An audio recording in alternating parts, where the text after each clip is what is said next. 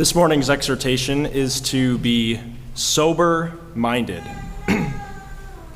God's word tells us in 1 Peter 5:8, "Be sober-minded, be watchful.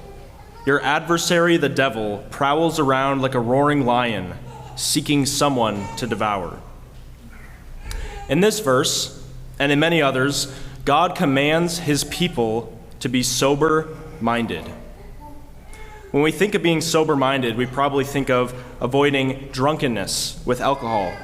And that certainly is one application of this text, but we can also think beyond simply being under the influence of alcohol and see this verse as being sober-minded as avoiding anything that would influence us towards sin.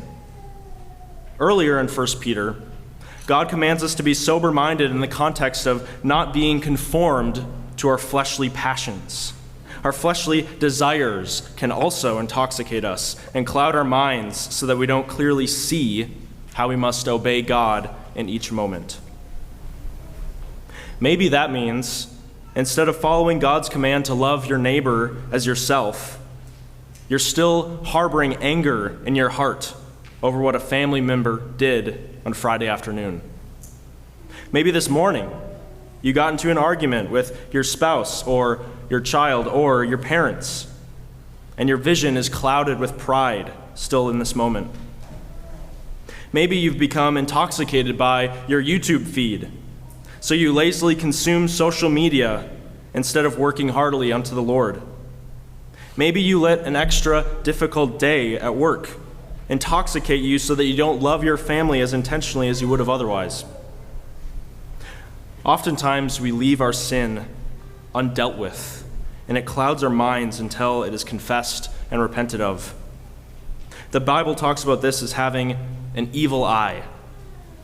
It means you are intoxicated with your sin and not sober-minded.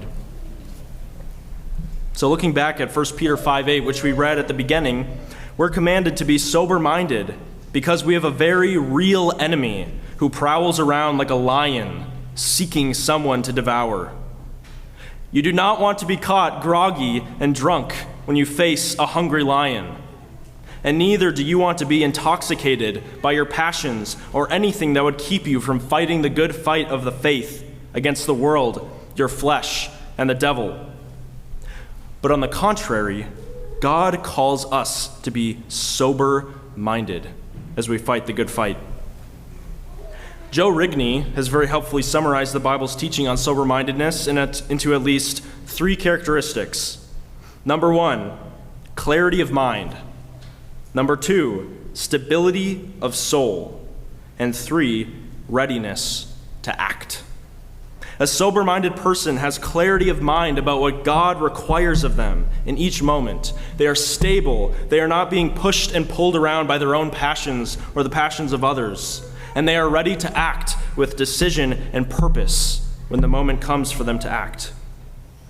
And God has given us his Spirit to help sanctify us and to be more sober-minded people. He has given us a spirit of power and of love and of self-control. So, as you strive to be sober-minded with God's help, let God's word exhort you this morning in 1 Thessalonians 5:5-8. "For you are all children of light, children of the day. We are not of the night, nor of the darkness. So then, let us not sleep as others do, but let us keep awake and be sober. For those who sleep, sleep at night, and those who get drunk are drunk at night. But since we belong to the day, let us be sober, having put on the breastplate of faith and love, and for a helmet, the hope of salvation."